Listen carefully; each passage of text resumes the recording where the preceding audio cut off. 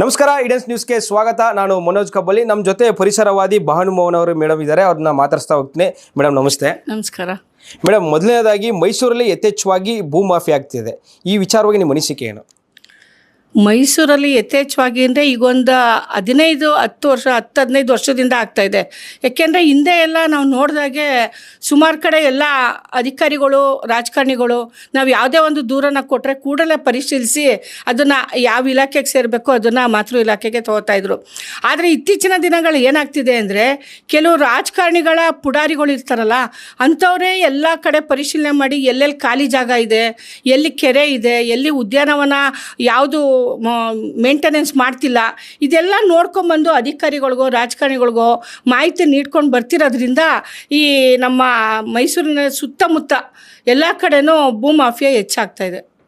Madam, ಈ ಭೂ mafia ಹಗರಣ ಹಿಂದೆ ಯಾರು ಕೈವಾಡ ಇದೆ ಅಂತ ಅನಿಸ್ತದೆ ನಿಮಗೆ ಮೈಸೂರಲ್ಲಿ? ರಾಜಕಾರಣಿಗಳೇ. ಇನ್ಯಾರು ಮಾಡೋಕ್ಕಾಗುತ್ತೆ? ಅಧಿಕಾರಿಗಳು ಮಾಡ್ತಾರ, ನಾವು ಮಾಡೋದಕ್ಕಾಗತ್ತಾ?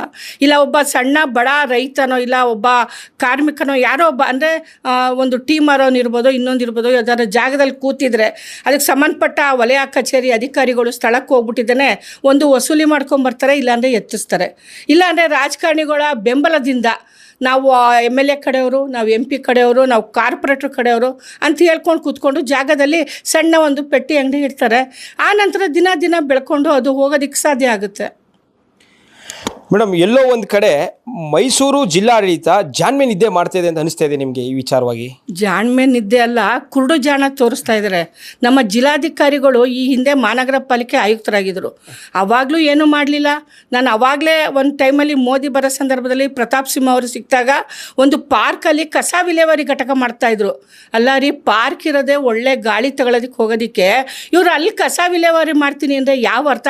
ಕೇಳಕ್ಕೆ ಹೋದರೆ ಝೀರೋ ವೇಸ್ಟ್ ಮ್ಯಾನೇಜ್ಮೆಂಟ್ ಅಂದರೆ ಒಣ ಕಸ ತರೋದು. ಒಣ ಕಸ ಆಗಲಿ ಹಸಿ ಕಸ ಆಗಲಿ ಅದಕ್ಕೆ ಆದಂಥ ಜಾಗ ಇಲ್ವಾ?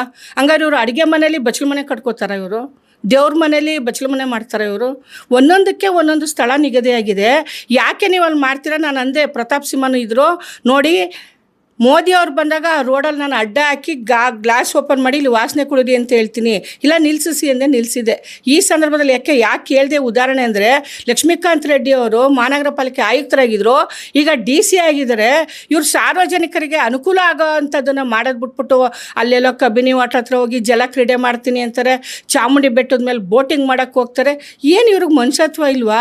ಕಾಡು ಅಂದರೆ ಬೆಲೆ ಇಲ್ವಾ ಇವರಿಗೆ? ಅದಕ್ಕೊಂದು ಗೌರವ ಕೊಡಬೇಕು ಅನ್ನೋದಿಲ್ವಾ? ಮೊದಲು ಪ್ರಕೃತಿ ಅಂತ ಅಂದರೆ ಸೂರ್ಯ ಚಂದ್ರ ಮರನ ಎದ್ದು ಮಕ್ಳಿಗಾಗಲಿ ಯಾರಿಗಾಗಲಿ ಒಂದು ಹಸಿರನ್ನು ತೋರಿಸೋದು, ಸೂರ್ಯನ ಬೆಳಕನ್ನು ತೋರಿಸೋದಿತ್ತು. ಈಗ ಎದ್ದು ಈಚೆ ಕಡೆ ಹೋದರೆ ಬರೀ ಕಾಂಕ್ರೀಟ್ ಕಾಡುಗಳೇ ಕಾಣ್ತಾ ಇದೆ, ಎಲ್ಲೂ ಮರಗಳೇ ಕಾಣ್ತಾ ಇಲ್ಲ. ಹೇಗೆ ಈ ಥರ ಆದರೆ ಮುಂದಿನ ಪೀಳಿಗೆ ಮಕ್ಳುಗಳು ಹೇಗೆ ಬದುಕೋದಕ್ಕೆ ಸಾಧ್ಯ? ಇನ್ನೊಂದು ಮೇಡಮ್, ಮರಗಳನ್ನು ಕಡಿದು ಬಿಲ್ಡಿಂಗ್ ಕಟ್ಟಿದ್ರೆ ಮಾತ್ರ ಮೈಸೂರು ಅಭಿವೃದ್ಧಿ ಆಗುತ್ತಾ ಅಂತ ಇವ್ರಿಗೆ ಏನಂತಿದ್ದಾರೆ, ನಮ್ಮ ಮೈಸೂರು ಸಾಂಸ್ಕೃತಿಕ ನಗರಿ, ಪ್ರವಾಸೋದ್ಯಮ ನಗರಿ. ಹಂಗಾರೆ ಪ್ರವಾಸೋದ್ಯಮಕ್ಕೆ ಮಾತ್ರ ಮೀಸಲುನಾ? ಇಲ್ಲಿರೋರು ಮನುಷ್ಯರಲ್ವಾ? ನಾವ್ಯಾರು ಟ್ಯಾಕ್ಸ್ ಕಟ್ಟಲ್ವಾ? ನಮ್ಗೆ ಯಾರಿಗೂ ಒಳ್ಳೆ ವಾತಾವರಣ ಬೇಡವಾ? ಬರೀ ಯಾರೋ ವಲಸಿಗರಿಗೇ ನಾವು ಮೈಸೂರನ್ನ ಅಭಿವೃದ್ಧಿ ಮಾಡಬೇಕು, ಅವ್ರು ಯಾರೋ ಬರ್ತಾರೆ ಅಂತ ಫ್ಲೇಓವರ್ ಕಟ್ಟೋದಂತೆ, ಅಂಡರ್ ಪಾಸ್ ಮಾಡೋದಂತೆ. ಅಲ್ಲ ಸ್ವಾಮಿ, ನಮಗೆ ಬದುಕೋದಕ್ಕೆ ಒಳ್ಳೆ ಗಾಳಿ ನೀರು ನೆರಳು ಕೊಡಿ. ಅವ್ರು ಬಂದವರು ಲಕ್ಷಾಂತರ ರೂಪಾಯಿ ತಲೆ ಒಡೆದು ತಂದಿರ್ತಾರೋ, ಇನ್ನೇನು ಮಾಡಿ ತಂದಿರ್ತಾರೋ, ಅವ್ರು ಹೇಗಾದರೂ ಮಾಡ್ಕೊಂಡು ಹೋಗ್ತಾರೆ. ಒಂದು ಉದಾಹರಣೆ, ಇನ್ನೊಂದು ಎಲ್ಲಿ ಟೂರಿಸಮ್ ಮಾಡಕ್ಕೆ ಹೊರಟಿದ್ರಲ್ಲ ಲಲಿತ್ ಮಾಲ್ ಪಕ್ಕದಲ್ಲಿ, ಅಲ್ಲಿ ಬಟರ್ಫ್ಲೈ ಇದೆ, ಚಿಟ್ಟೆಗಳ ವನ ಇದೆ ಒಂದಲ್ಲಿ, ಅದನ್ನು ನಾಶ ಮಾಡಿ ಹೆಲಿಕಾಪ್ಟ್ರಲ್ಲಿ ಬಂದವನು ಅಲ್ಲಿ ಇಳಿದು ಲಲಿತ್ ಮಾಲ್ಗೆ ಹೋಗೋಕ್ಕೆ. ನಾನು ನೀವು ಹೋಗೋಕ್ಕಂತೂ ಸಾಧ್ಯ ಇಲ್ಲ. ಯಾರು ಹೋಗ್ತಾರೆ ಅಲ್ಲಿಗೆ? ಅವ್ನು ಬೇಕಾದವನು ಲಲಿತ್ ಮಾಲ್ ಮೇಲ್ಗಡೆನೇ ಹೆಲಿಪ್ಯಾಡ್ ಮಾಡಿಸ್ಕೊಳ್ಳಿ, ಆ ಪರಿಸರನ ನಾಶ ಮಾಡಬೇಕಂತ ಹೋರಾಟ ಮಾಡಿ ನಿಲ್ಲಿಸಿದ್ವಿ ಆಗ. ಅದೇ ರೀತಿ ನಮಗೆ ಇಲ್ಲದೆ ಇರೋ ಅನುಕೂಲ ಹೊರ ರಾಜ್ಯದವ್ರಿಗೆ, ಹೊರ ದೇಶದವ್ರಿಗೆ ಯಾಕೆ ಬೇಕು? ನಮಗೆ ಮೊದಲು ಪರಿಸರ ಬೇಕು ಸ್ವಾಮಿ. ಹಂಗಾರೆ ನಾವು ಗಾಳಿ ಕುಡಿಯೋಕ್ಕೆ ಚಾಮುಂಡಿ ಬೆಟ್ಟಕ್ಕೆ ಹೋಗ್ಬೇಕಾ?